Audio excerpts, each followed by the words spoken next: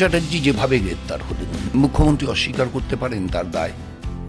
3 বছর ধরে দুটো ফ্ল্যাটে টাকা ঢুকছে, পুলিশ কিচ্ছু জানতো না, আইবি কিচ্ছু জানতো না, মুখ্যমন্ত্রী কিচ্ছু জানবেন না? তাহলে পুলিশ দপ্তর থাকার দরকার কি? ইন্টেলিজেন্স ব্রাঞ্চ থাকার দরকার কি? মুখ্যমন্ত্রী সেই দপ্তরগুলোর দায়িত্ব নেওয়ার দরকার কি? তৃণমূলের নিজস্ব ভোট বরানগরে 30% বেশি আর নেই। 52 বছর পরে বরানগরের মানুষ বিধানসভা নির্বাচনে জ্যোতি বসুর প্রতীক চিহ্নে ভোট দিতে পারবেন। সায়ন্তিকা, সজল দুজনেই বহিরাগত, বাইরে থেকে এসেছে। ঘটনাচক্রে আমি বরানগরের ছেলে। 72-এ আমরা শূন্য ছিলাম, আবার 21-এও আমরা শূন্য। সেদিনও শূন্য হয়ে লড়ে মেজরিটি পেয়েছিলাম। আমার বিশ্বাস মেজরিটিতেই আমরা পৌঁছব। মমতা ব্যানার্জি মুখে বলতে পারেন বিহার থেকে গরম হাওয়া পাঠাচ্ছে, ওটা তো মানুষ বিশ্বাস করেন না যে উনি পাল্টা উত্তরাখণ্ড থেকে ঠান্ডা হাওয়া আনবেন। আমরা কোনোদিন কংগ্রেসের বিরুদ্ধে এই অভিযোগ করতে পেরেছি, বা কংগ্রেস কোনোদিন আমাদের বিরুদ্ধে এই অভিযোগ করতে পেরেছে যে রাত্রি 10টা, 11টা, 12টার সময় গ্রামের পাড়ার মহিলাদের ডেকে পাঠানো হচ্ছে পার্টি অফিসে পিঠে বানিয়ে দেওয়ার জন্য? কোভিশিল্ডের বিজ্ঞাপনে প্রধানমন্ত্রীর মুখের ছবি থাকতো, 1 মে থেকে প্রধানমন্ত্রীর মুখের ছবি উইথড্র হয়ে গেল। মানে প্রধানমন্ত্রীও জানেন যে তিনি আসলে কোভিশিল্ডের নামে মানুষ খুন করবার রাস্তা তৈরি করেছেন। দুর্নীতির প্রশ্নে বিজেপি পিছিয়ে কোথায়? কৃষ্ণ কল্যাণী বিজেপির এমএলএ, তৃণমূলের প্রার্থী। বিশ্বজিৎ দাস বিজেপির এমএলএ, তৃণমূলের প্রার্থী। মানে কি? রাজনীতিকে নীতিহীনতায় নিয়ে যাওয়ার ক্ষেত্রে বিজেপি এবং তৃণমূল দুটো দলই হচ্ছে সমান। রাজ্য সরকারের আয়ের উৎস কি এখন? মদের উপর ট্যাক্স আর জিএসটি। মমতা ব্যানার্জিকে ইভিন সিবিআই জেরা করতেও না ডাকা প্রশাসনিক স্বচ্ছতার প্রমাণ না? আগে তো রাম খালি অযোধ্যা কেন্দ্রিক ছিল, এখন তো তাকে গোটা দেশ কেন্দ্রিক করা হচ্ছে। কিন্তু ধর্মকে রাজনীতির অঙ্গ করছেন। বিচারপতি নিয়োগটাকেও প্রধানমন্ত্রী নিজের হাতে নিয়ে নিতে চাইছেন কলেজিয়াম তুলে দিয়ে। জ্যোতি বসুর প্রতীক হারতে পারে না।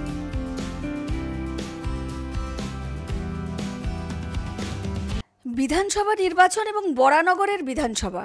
বরানগর আমরা জানি যেটা সিপিআইএমের দুর্গ বলা যায়। আমরা জানি, আমরা যদি ইতিহাস দেখি, এই বরানগরে কিন্তু সিপিএমের একটা ঘাঁটি, এবং শুধু তাই নয়, প্রচুর ইতিহাসও জুড়ে আছে এই বরানগরকে ঘিরে। তো এই যে বরানগরে সিপিএমের ঘাঁটি, এই ঘাঁটি কি এখনও সেই একইভাবে বহাল, নাকি কিছু পরিবর্তন হয়েছে? আমরা কথা বলবো। আমাদের সঙ্গে আজকে আছেন যিনি সিপিএমের তরফ থেকে দাঁড়িয়েছেন, তন্ময় ভট্টাচার্য। তন্ময়দা নমস্কার। বরানগরকে কিন্তু একটা সিপিএমের দুর্গ বলুন, ঘাঁটি বলুন, বা এখান থেকে অনেকের উত্থান, অনেক ইতিহাস এই বরানগরে জড়িয়ে আছে। প্রথম কথা, আপনি দীর্ঘদিন রাজনীতি করছেন, কি বলবেন? এবং এখানকার বাসিন্দা, এখানে জন্ম, এখানে কর্ম, বা এখান থেকে বড় হয়ে ওঠা, কি বলবেন? সেই জায়গাটা কি এখনও সিপিএমের সেই বরানগরে আছে, একই পরিস্থিতি? আমি বরানগরকে যতটা সিপিআইএমের ঘাঁটি বলবো, তার চাইতে অনেক বেশি করে প্রগতিশীল মননশীলতার ঘাঁটি বলবো।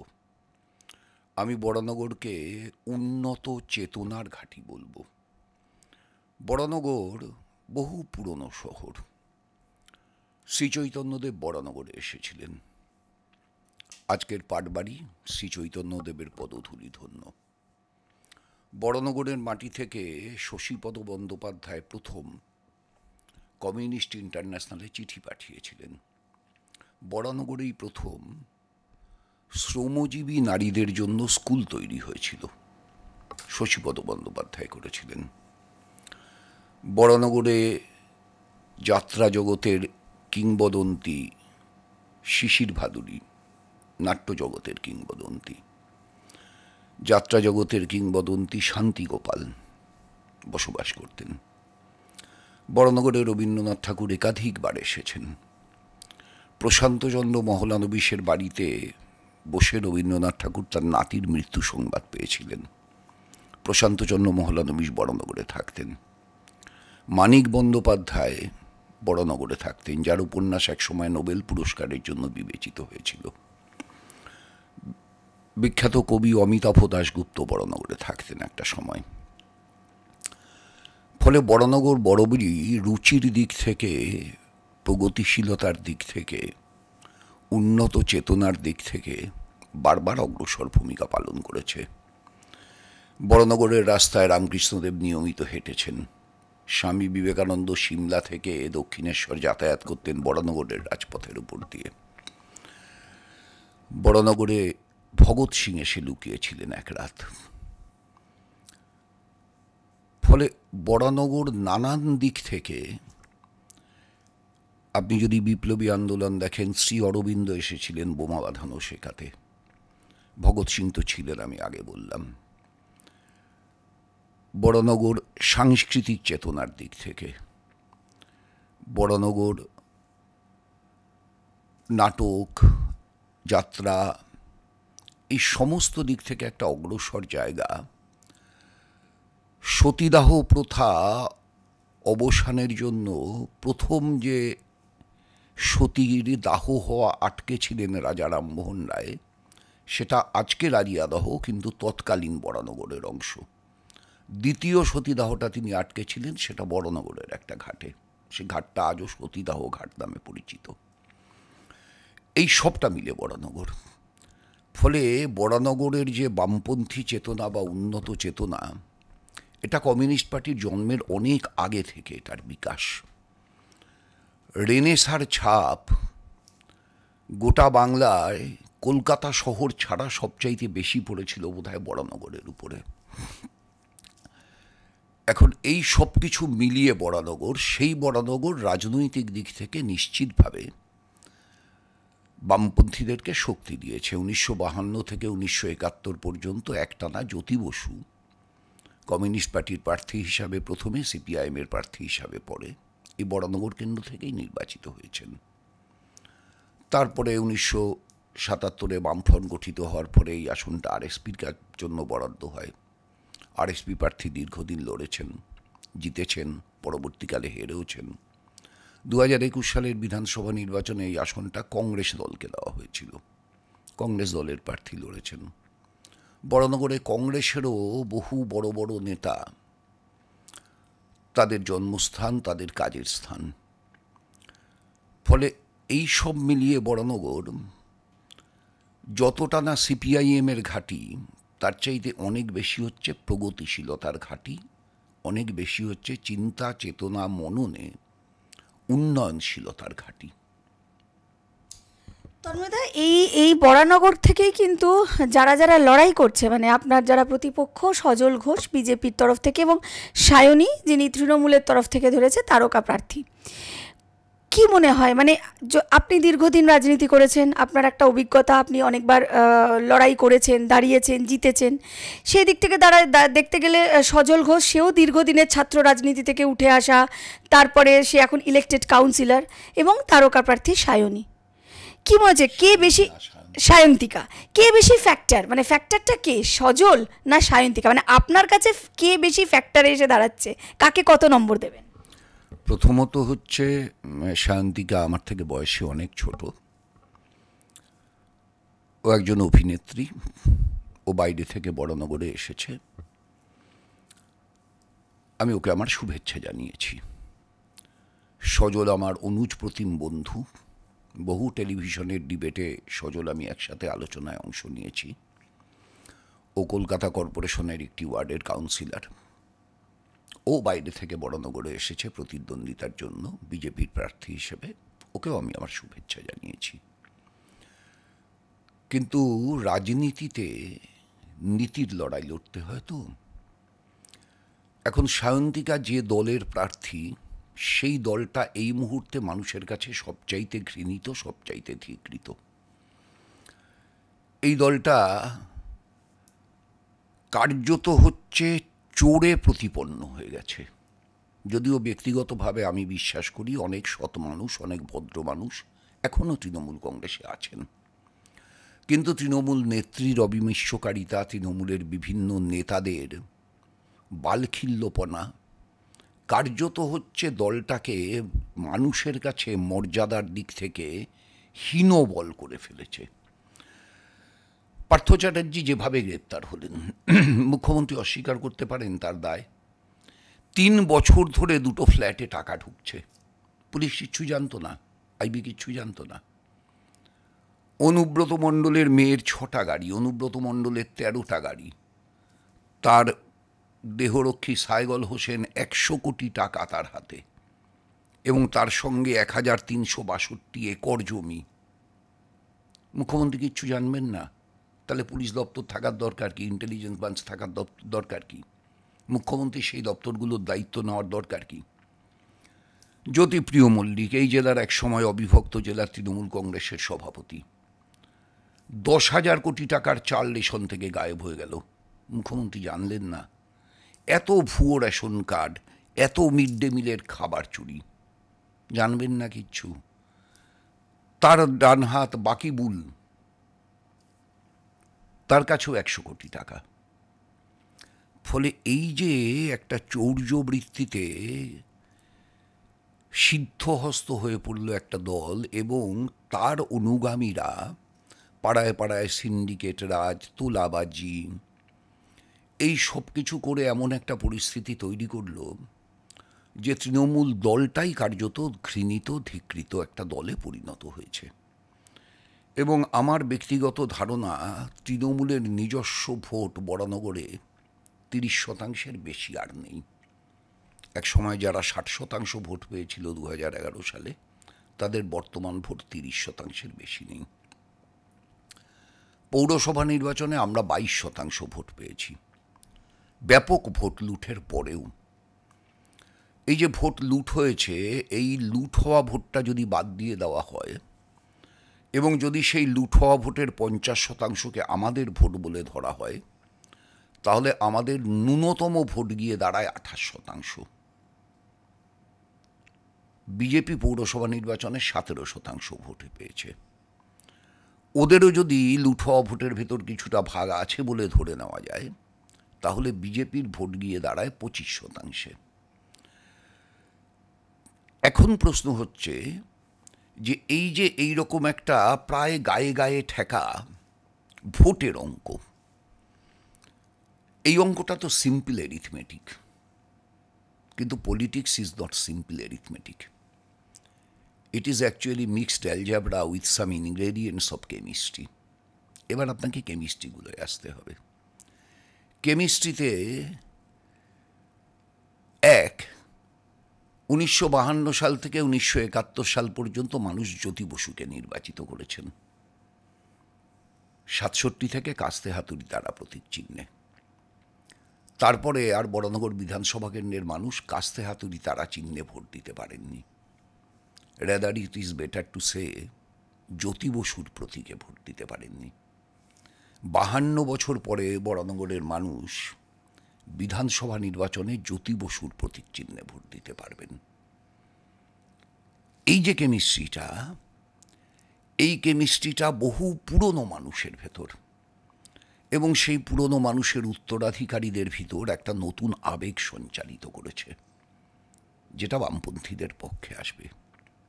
2, সায়ন্তিকা সজল দুজনেই বহিরাগত, বাইরে থেকে এসেছে।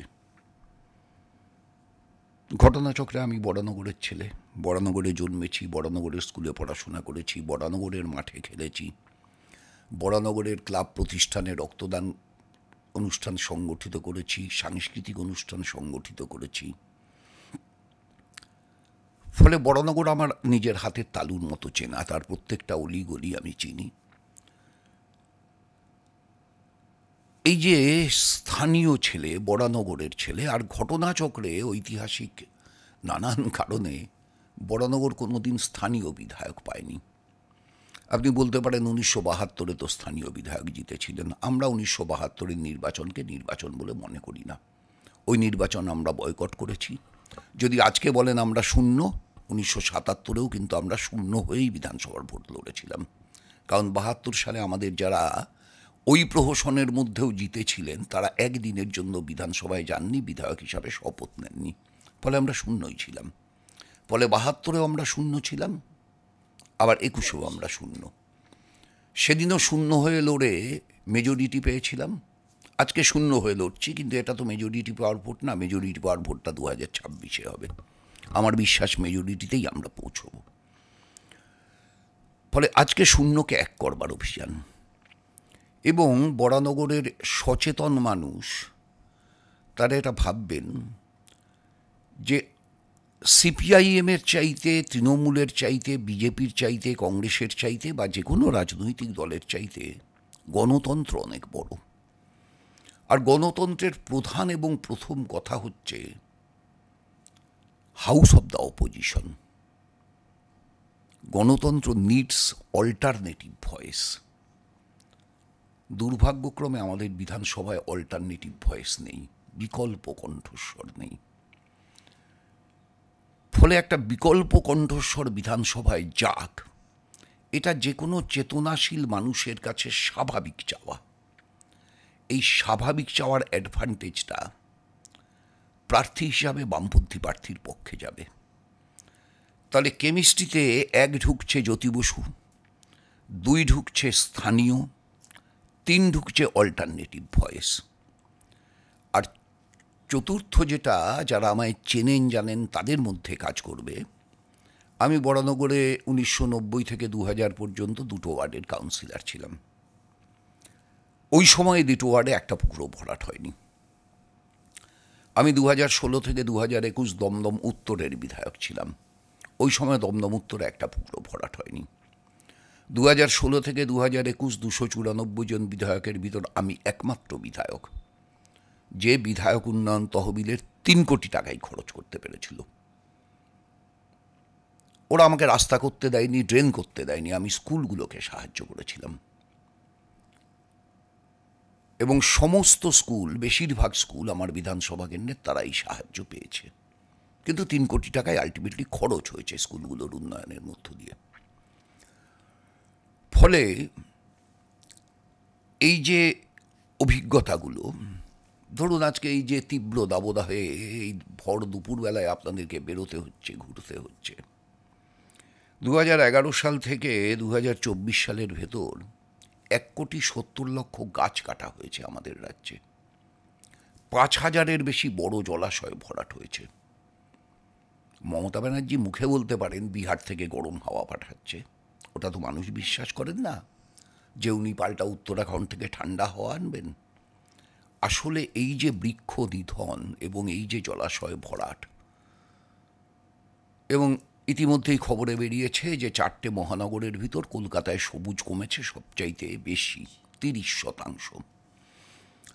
এটা তো শুধু কলকাতার হিসাব, এর সঙ্গে গোটা রাজ্যের হিসেব মেলালে পরে 1,70,00,000। এখন এই যে প্রাকৃতিক ভারসাম্যের এই ব্যাপক বদল ঘটে যাচ্ছে কেবলমাত্র তৃণমূলের টাকার প্রতি লালসা থেকে। গাছ কাটছে, গাছ বিক্রি করছে, কাঠ বিক্রি করছে। আপনি এমন কোনো একটা বিষয় দেখাতে পারবেন না যেটা নিয়ে বেআইনি ব্যবসা করা যায়, অথচ যে বেআইনি ব্যবসাটা পশ্চিমবঙ্গে এই সময়কালের মধ্যে বাড়েনি। বালি, পাথর, গরু, সোনা, সিন্ডিকেট, তোলাবাজি, স্কোয়ার ফিট পিছু টাকা, বিঘে পিছু টাকা, কাঠা পিছু টাকা, এই সব অঙ্ক কষলে দেখবেন যে এই সবগুলোর ভিতর হচ্ছে তৃণমূল ঢুকে পড়েছে। ধরুন 34 বছর তো আমরা দায়িত্বে ছিলাম, আমি একবারও এ দাবি করি না যে আমরা সব কাজ করেছি, বরং আমি উল্টো করে বলি যে নিশ্চয়ই আমাদের কিছু ভুল ছিল, আমাদের কিছু ত্রুটি ছিল। নাহলে 7-7 বার যে মানুষ আমাদের জেতালেন সে মানুষ 8বারের বার আমাদের হারালেন কেন? কিছু ভুলের জন্যই তো, কিছু ত্রুটির জন্যই তো। তার আগে 13 মাস আর 9 মাস বাদে 30 বছর কংগ্রেসের শাসন ছিল, অনেক লড়াই হয়েছে কংগ্রেসের সাথে আমাদের। কিন্তু আমরা কোনোদিন কংগ্রেসের বিরুদ্ধে এই অভিযোগ করতে পেরেছি, বা কংগ্রেস কোনোদিন আমাদের বিরুদ্ধে এই অভিযোগ করতে পেরেছে যে রাত্রি 10টা, 11টা, 12টার সময় গ্রামের পাড়ার মহিলাদের ডেকে পাঠানো হচ্ছে পার্টি অফিসে পিঠে বানিয়ে দেওয়ার জন্য, এবং সেই পিঠে কে 1 ঘন্টা বানাবে, কে 2 ঘন্টা বানাবে, কে ভোররাত পর্যন্ত বানাবে, তা ঠিক করছে শিবু হাজরা, উত্তম সর্দার আর শেখ শাহজাহান। অভিযোগ রাজনীতিতে থাকে, কিন্তু এই রকম জঘন্য, নারকীয়, ইতর বড় বড় অভিযোগ বাংলার রাজনীতি কোনোদিন শুনেছে? কোনো দলের সম্পর্কে শুনেছে? তৃণমূল সেই জায়গায় নিজেকে নিয়ে গেল। আর যখন এই জায়গায় নিজেকে নিয়ে গেছে, তখনও মমতা ব্যানার্জি বলছেন শেখ শাহজাহান একজন দক্ষ সংগঠক, ওর জনপ্রিয়তা আছে তাই ওর বিরুদ্ধে লেগেছে। মানে মুখ্যমন্ত্রী অসভ্যতা এবং ইতরতাকে প্রমোট করেন, এটা মুখ্যমন্ত্রী প্রতিদিন তার কথার মধ্যে দিয়ে প্রমাণ করে দিচ্ছেন। তো এইগুলোর তো প্রভাব আছে মানুষের মধ্যে। আমার নিজের ধারণা সেই প্রভাবগুলো যত বাড়বে তত তৃণমূলের ভোট কমবে। তাহলে আমি যদি এইভাবে ভাবি তন্ময়দা, তাহলে বিজেপি ভার্সেস সিপিএম যদি আমি এইভাবেই ধরি, কারণ যেভাবে দুর্নীতি সামনে এসছে বা যে ইকুয়েশনটা আপনি বললেন সেখান থেকে দাঁড়িয়ে যদি তৃণমূল কংগ্রেস একটু ব্যাকফ্রন্টে থাকে, তাহলে আমি লড়াইটা ধরে নিই সিপিএম ভার্সেস বিজেপি, মানে তন্ময় ভট্টাচার্য ভার্সেস সজল ঘোষ, কারণ দুজনেই দুধে রাজনীতিবিদ। কি বলবেন? না, আপনি ধরতে পারেন, কিন্তু প্রশ্ন হচ্ছে দুর্নীতিতে বিজেপি পিছিয়ে কোথায়? ধরুন পিএম কেয়ার্স ফান্ডের হিসেব কি আপনি জানেন? জানেন না। আপনি তো সাংবাদিক, আপনিই জানেন না। ধরুন এই যে ইলেকটোরাল বন্ড, এই যে কোভিশিল্ড তো আপনি নিয়েছিলেন বোধহয়, যাক গিয়ে আমি সৌভাগ্যবান নিইনি। আজকে দেখা যাচ্ছে যে 17ই আগস্ট সিরাম কোম্পানির মালিকের সঙ্গে প্রধানমন্ত্রীর দেখা হলো। 23শে আগস্ট, 15ই আগস্ট তার আগে প্রধানমন্ত্রী ঘোষণা করলেন যে আমি টিকা আনব। 23শে আগস্ট সিরাম কোম্পানিকে টিকা বানানোর দায়িত্ব দেওয়া হলো। স্বাধীনতার পরে ভারতবর্ষে এই প্রথম পণ্ডিত নেহেরু থেকে ডক্টর মনমোহন সিং, অনেকগুলো প্রধানমন্ত্রী পেয়েছি আমরা, কোনোদিন ভারতবাসীকে কোনো টিকা পয়সা দিয়ে কিনতে হয়নি। এই প্রথম একটা টিকা, সরকারি দাম 150 টাকা। আমি জানি না আপনি 600 টাকা দিয়ে কিনেছেন না 700 টাকা দিয়ে কিনেছেন। আমি ফ্রিতেই পেয়েছি। 600, 650, 700 বিক্রি হয়েছে, কিনেছিল লোকে, তাদের শরীরে নিয়েছে। এবং এখন জানা যাচ্ছে যেই কোভিশিল্ডের টিকার ভেতরে হার্টের অসুখের বিষ, রক্তের অসুখের বিষ, এমনকি থ্রম্বোসিসের বিষ ঢোকানো আছে। এবং এটা বিজ্ঞানীরা প্রমাণ করে দিয়েছেন। ওয়ার্ল্ড হেলথ অর্গানাইজেশন কোভিশিল্ডকে বাতিল করে দিচ্ছে।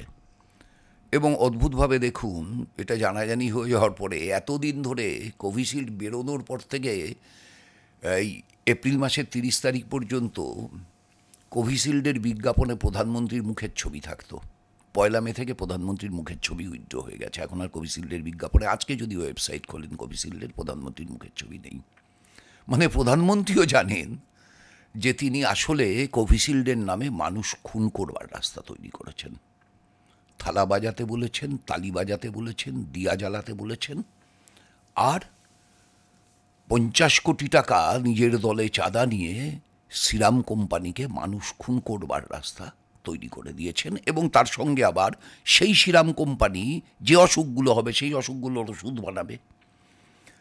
এই যে প্যারাসিটামলের মতো একটা সাধারণ ওষুধের দাম 7 টাকা থেকে বেড়ে 12 টাকা, 13 টাকা, 14 টাকা হয়ে গেল কেন?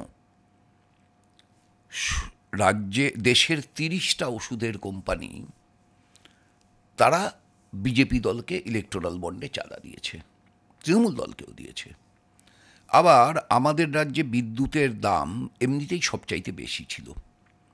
আমাদের রাজ্যে বিদ্যুতের ইউনিট পিছু গড় দাম ছিল হচ্ছে 7 টাকা 31 পয়সা, দেশের ভিতর সবচাইতে বেশি। দিল্লিতে বিদ্যুৎ ফ্রি, অরুণাচল প্রদেশে 2 টাকা 81, কেরলে 3 টাকা, বামশাসিত সরকার। আমাদের রাজ্যে ছিল 7 টাকা 31। এই বিদ্যুৎ কোম্পানি আরপিজি গোষ্ঠী তারা তৃণমূল দলকে দিল 444 কোটি টাকা বিভিন্ন কোম্পানির নামে, তাদের অনেকগুলো সাবসিডিয়ারিজ আছে তাদের নামে। এবং গড়ে বিদ্যুতের ইউনিট পিছু খরচ আমার আপনার বেড়ে দাঁড়ালো 9 টাকা 22 পয়সা। এই যে রাস্তাগুলো তৈরি করা হচ্ছে, এবং বিজেপি ওই দ্বারকা এক্সপ্রেসওয়ে 18 কিলোমিটার রাস্তা, 250 কোটি টাকা পার কিলোমিটারে খরচ। রাফায়েল বিমান মনমোহন সিং যে টাকায় চুক্তি করেছিলেন তার থেকে 4.5 গুণ বেশি টাকায় কেনা হলো। সুতরাং দুর্নীতির প্রশ্নে বিজেপি পিছিয়ে কোথায়? এই যে চাকরি চলে গেল 25,000 ছেলে মেয়ের, তার বেশিরভাগটা তো পূর্ব মেদিনীপুর, পশ্চিম মেদিনীপুর। কে দায়িত্বে ছিল? তৃণমূল দলের পক্ষ থেকে শুভেন্দু অধিকারী। এখন শুভেন্দু অধিকারী কোথায়? বিজেপির পরিষদীয় দলের নেতা, রাজ্যের বিরোধী দলনেতা। এই মুহূর্তে বিজেপির 3টে এমএলএ তৃণমূলের হয়ে পার্লামেন্টে লড়ছে। বিধানসভায় কিন্তু তারা বিজেপিতে রেজিস্টার্ড। মানে রাজনীতিকে কতটা নীতিহীনতায় নিয়ে যাওয়া যায়। আরে সৎসাহস থাকলে পদত্যাগ করে লড়। সেই সৎসাহসটা দেখাচ্ছে না কেন? যদি বাই চান্স পার্লামেন্টে হেরে যায় তাহলে এমএলএটা থাকতে পারবে। অন্তত এই দিক দিয়ে তাপস রায় সততার পরিচয় দিয়েছে। এই যে বড়নগরের উপনির্বাচনটা হয়েছে, সেটা তো তাপস রায় পদত্যাগ করায়। অন্তত এই একটা দিকে তাপস রায়কে ধন্যবাদ জানাতে হবে যে সে সততার পরিচয় দিয়েছে। সে দল ছেড়েছে, দলের পদ ত্যাগ করেছে, দলের বিধায়ক পদ ত্যাগ করেছে, বিজেপিতে যোগ দিয়েছে। যোগ দিয়ে ভালো করেছে, খারাপ করেছে, এর মধ্যে আমি যাচ্ছি না, কিন্তু সে পদত্যাগ করেছে। কিন্তু কৃষ্ণ কল্যাণী বিজেপির এমএলএ, তৃণমূলের প্রার্থী। বিশ্বজিৎ দাস বিজেপির এমএলএ, তৃণমূলের প্রার্থী। মানে কি? মানে যদি বাই চান্স হেরে যায় 4 জুনের রেজাল্টে, তাহলে 5ই জুন সে তাহলে বিজেপির এমএলএ। আবার স্পিকারকেও দেখুন, সে যখন তৃণমূলের প্রার্থী হয়েছে বিজেপির এমএলএ, তাকে বাধ্য করুক পদত্যাগ করতে, করছে না তো। মানে রাজনীতিকে নীতিহীনতায় নিয়ে যাওয়ার ক্ষেত্রে বিজেপি এবং তৃণমূল দুটো দলই হচ্ছে সমান। সুতরাং দুটো ফুলের যেটাতেই আপনি যান না কেন, একটার পচা গন্ধে আর একটার উগ্র গন্ধে আপনার মাথা ধরবেই। এবং মাথা ধরলে পরে মাথায় বাম লাগাতে হয়। বড়নগরের মানুষ মাথায় বাম না লাগালেও হাতে বাম লাগাবেন ইভিএমের বোতামে। তন্ময়দা, এই লক্ষ্মীর ভাণ্ডার নিয়েও কিন্তু কোথাও যেন আপনার গলাতেও আমরা শুনেছি যে ভালো প্রকল্প, মানুষ সুবিধা পাচ্ছে। মানে আপনিও কোথাও একটা সৌজন্য সাক্ষাতে বা সৌজন্য বসে আপনিও লক্ষ্মীর ভাণ্ডারকে কিছুটা হলেও সমর্থন করেছেন। কি বলবেন তাহলে? মানে লক্ষ্মীর ভাণ্ডার তো তাহলে সত্যি, মানে এটা মানুষ সুবিধা পাচ্ছে, এটা তো তাহলে কিছুটা হলেও তৃণমূলকে একটা সাপোর্ট দেবে? না, দেবে না। তার কারণ হচ্ছে এক ওষুধ বারবার কাজ করে না, মানব শরীরেও করে না। এটাই বিজ্ঞান। লক্ষ্মীর ভাণ্ডার যখন চালু হয়েছিল তৃণমূলকে কিছু ইমিডিয়েট এফেক্ট দিয়েছিল। এখন তো মানুষ বুঝতে পারছেন, আপনার বিদ্যুতের বিল 7 টাকা 31 থেকে 9 টাকা 22 করে অতিরিক্ত ইনকাম করে সেই টাকার থেকে 1000 টাকা আপনাকে দেওয়া হচ্ছে। আপনি তো বুঝতে পারছেন যে এই যে সমস্ত জিনিসের থেকে রাজ্য সরকারের আয়ের উৎস কি এখন? মদের উপর ট্যাক্স আর জিএসটি। আপনি যে পায়ে জুতোটা পরে আছেন ওটার উপর 18% জিএসটি আপনি দিয়েছেন। আর আপনি যে মাথার চুলটা হেয়ার ডাই করেছেন তার উপর 22% জিএসটি আপনি দিয়েছেন। আপনি যে ঠোঁটে লিপস্টিকটা মেখেছেন তার উপরে 18% জিএসটি আপনি দিয়েছেন। আপনার চশমার ফ্রেমটার উপরে 12% জিএসটি আর চশমার গ্লাসটার উপরে 8% জিএসটি আপনি দিয়েছেন। এই যে বুমটা আমার সামনে ধরেছেন এটার উপরে 18% জিএসটি দিয়েছেন। ফলে আপনার কিংবা আমার পা থেকে মাথা পর্যন্ত যা যা আছে সেই সব কিছুর উপরে জিএসটি আছে। কিন্তু হিরে যদি কেনেন তাহলে 3% জিএসটি, সোনা যদি কেনেন তাহলে 6% জিএসটি, প্ল্যাটিনাম যদি কেনেন তাহলে 3% জিএসটি। আপনি ভাবুন, জুতো কিনতে 18% জিএসটি, হিরে কিনতে 3% জিএসটি। তার মধ্যে সরকারটা কাদের? এই জিএসটি 100 টাকা হলে 58 টাকা পায় নরেন্দ্র মোদী, 42 টাকা পায় মমতা ব্যানার্জি। তাহলে রাজ্য সরকার যে টাকাটা পাচ্ছে সেটা তো আপনার থেকে পাচ্ছে। আপনি একটা জুতো কিনছেন, তাতে এর থেকে 18% যাচ্ছে, সেই 18%টা 100 হলে 42 টাকা মমতা ব্যানার্জি পাচ্ছে। তার থেকে 1000 টাকা লক্ষ্মীর ভাণ্ডার দিচ্ছে, আপনার টাকা আপনাকে দিচ্ছে। মানুষ এটা বোঝেন না। সরকার কি টাকা ছাপায় নাকি? মমতা ব্যানার্জির ঘর থেকে টাকা আসে নাকি? বরং মমতা ব্যানার্জির ঘরে টাকা ঢোকে। মানুষ এখন সবাই বুঝে গেছেন। কুণাল ঘোষ এই কবে বলেছিলেন সারদার সবচাইতে বড় বেনিফিশিয়ারি মমতা ব্যানার্জি, আর 2-3 দিন আগে বলেছেন যে উনি যখন জেলে ছিলেন তখন কে একজন রাজ্যের মন্ত্রী 7.5 লাখ টাকা চেয়েছিলেন কাকে চাকরি দেবে বলে, একজন এসেছিলেন ওনার কাছে একটা চিরকুট লিখে দেওয়ার জন্য। মানুষ তো দেখছেন এসব।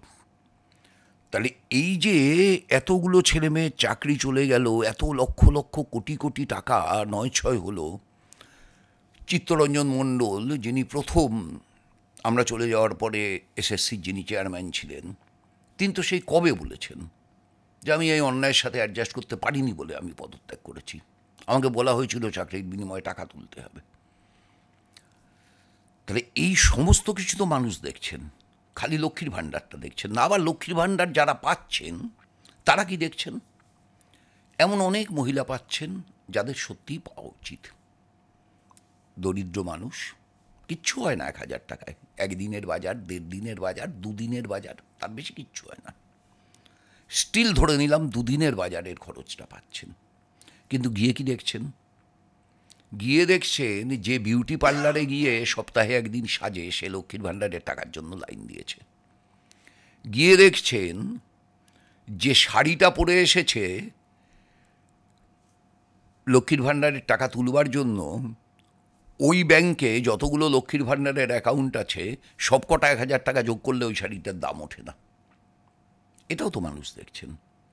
তাহলে লক্ষ্মীর ভাণ্ডার গরিব মানুষদের সুবিধের জন্য এইটা আর নেই, বরং তৃণমূলের দলের কিছু নেতার সুপারিশ কার্যকর করার জন্য এবং তার মধ্যে কিছু গরিব মানুষকে বেনিফিশিয়ারি হিসাবে ঢুকিয়ে নিয়ে তাদের ভোট করায়ত্ত করার জন্য লক্ষ্মীর ভাণ্ডারের প্রাপকরাও এটা বুঝছেন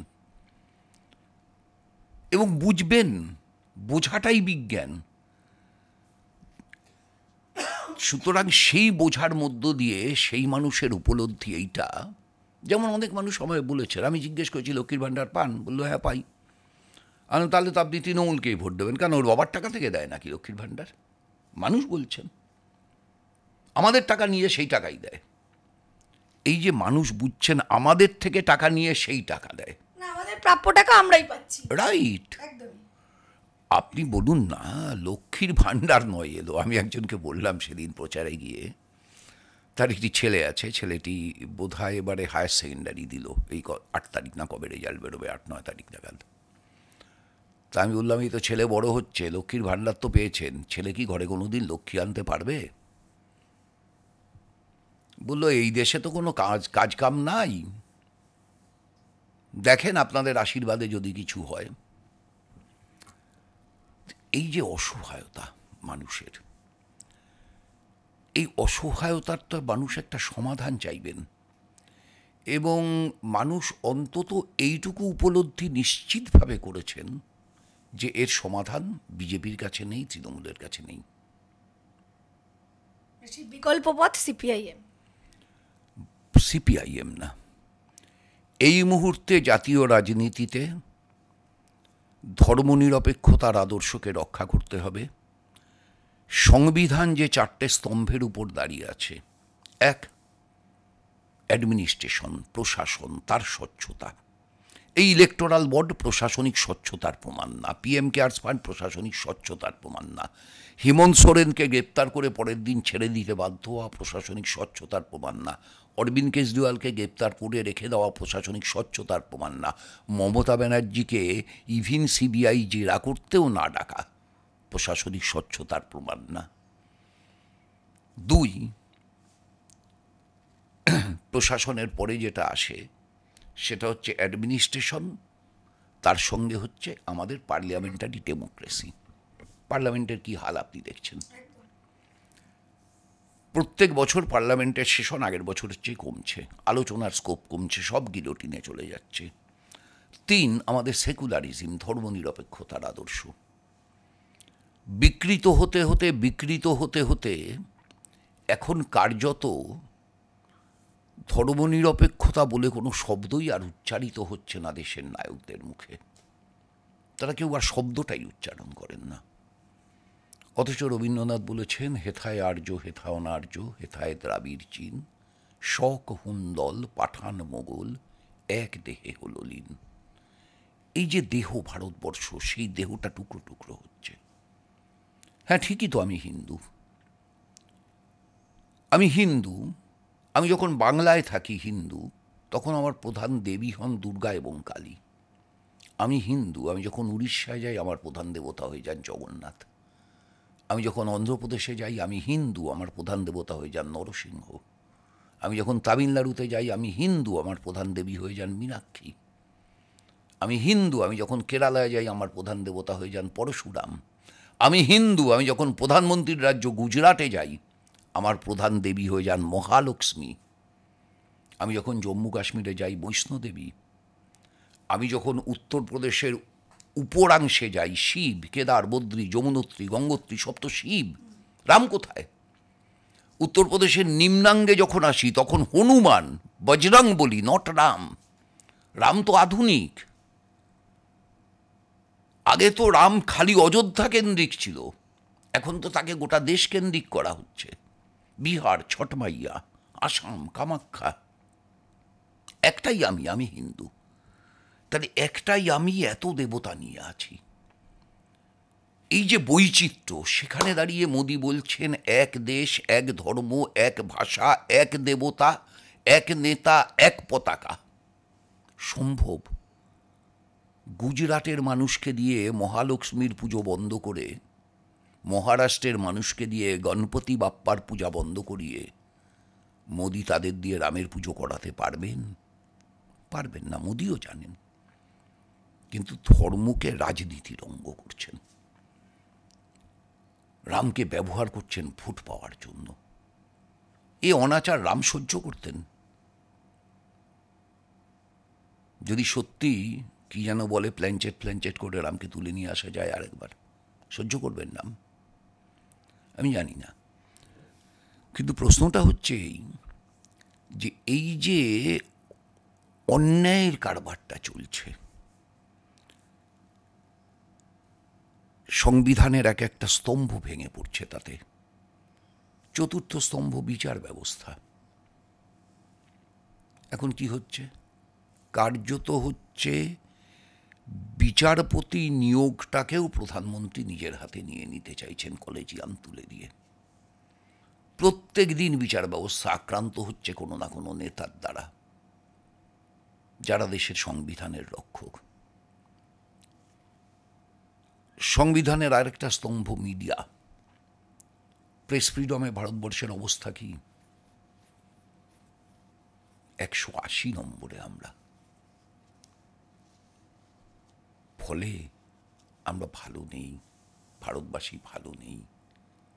এই ভালো না থাকার যন্ত্রণাটা, এই ভালো না থাকার কষ্টটা, এই ভালো না থাকার বিরুদ্ধে প্রতিবাদটা ভোটের বাক্সে তো প্রতিফলিত হবে, হওয়া তো উচিত।